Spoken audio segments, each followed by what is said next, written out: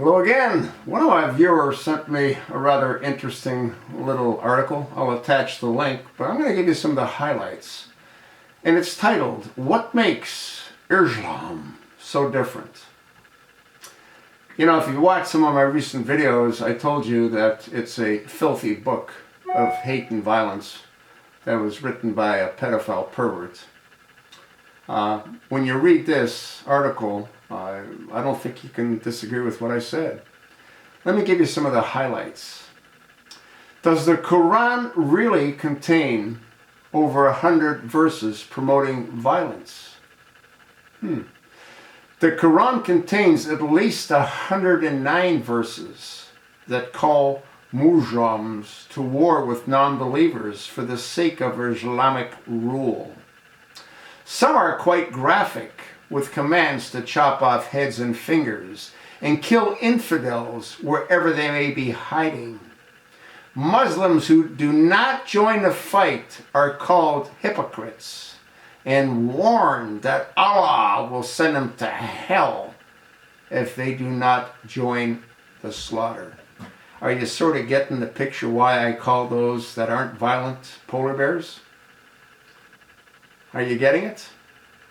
Muslims who do not join the fight are called hypocrites and warned that Allah will send them to hell if they do not join the slaughter.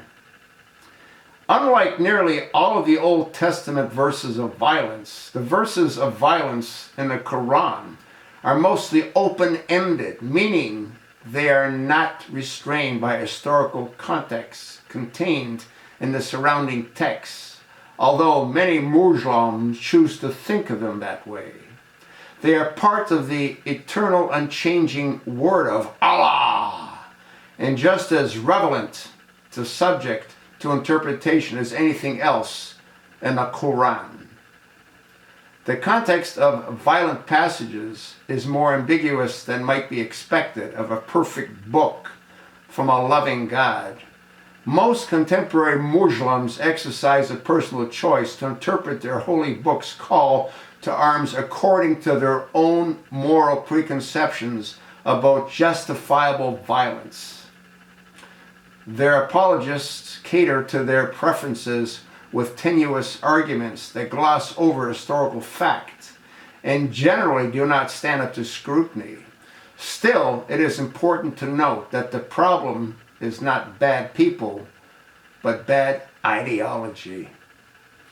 Unfortunately, there are very few verses of tolerance and peace to balance out the many that call for non-believers to be fought and subdued until they either accept humiliation, convert to Islam, or are killed. Muhammad's own martial legacy, along with the remarkable stress of violence found in the Quran, have produced a trail of blood and tears across the world. Are you sort of getting the picture? And then there's a whole series of quotes from the Quran. I'll just give you a couple of the highlights. And kill them wherever you find them, and turn them out for where they have turned you out. And al-fitah, disbelief or unrest, is worse than killing. But if they desist, then, lo, Allah is forgiving and merciful, and fight them until there is no more. Quran 2.244. Then fight in the cause of Allah, and know that Allah heareth and knoweth all things. Quran 2.216. Fighting is prescribed for you, and ye dislike it, but it is possible that ye dislike a thing which is good for you, and that ye love a thing which is bad for you. Quran 3.56. As to those who reject faith, I will punish them with terrible agony in this world and in the hereafter, nor will they have anyone to help. Quran 3.151. Soon shall we cast terror in their hearts of unbelievers. Are you sort of getting the picture? Unless you're one of them, you're an unbeliever. Quran 4.74. Let those fight in the way of Allah who sell the life of this world for the other. Koran 4.76. To those who believe, fight in the cause of Allah. Koran 4.89. They but wish that ye should reject faith as they do, and thus be on the same footings as they.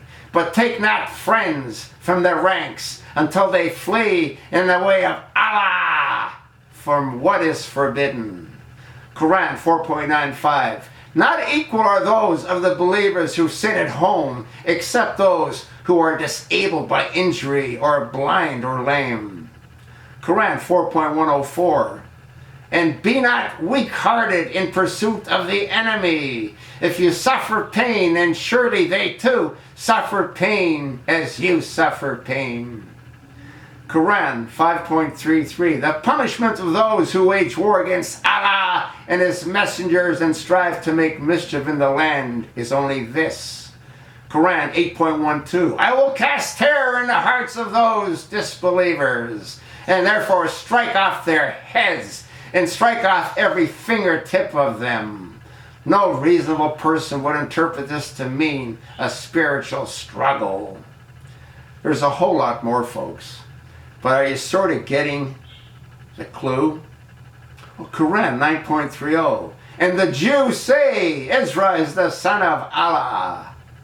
Koran 9.38. O ye who believe, what is the matter with you that when ye are asked to go forth in the cause of Allah?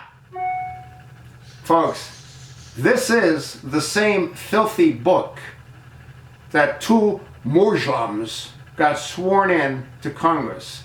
This is the same filthy book that a federal judge got sworn in on. It's a book of hate. That's what they study when they go to these mosques. You really want to take the time to read all this trash.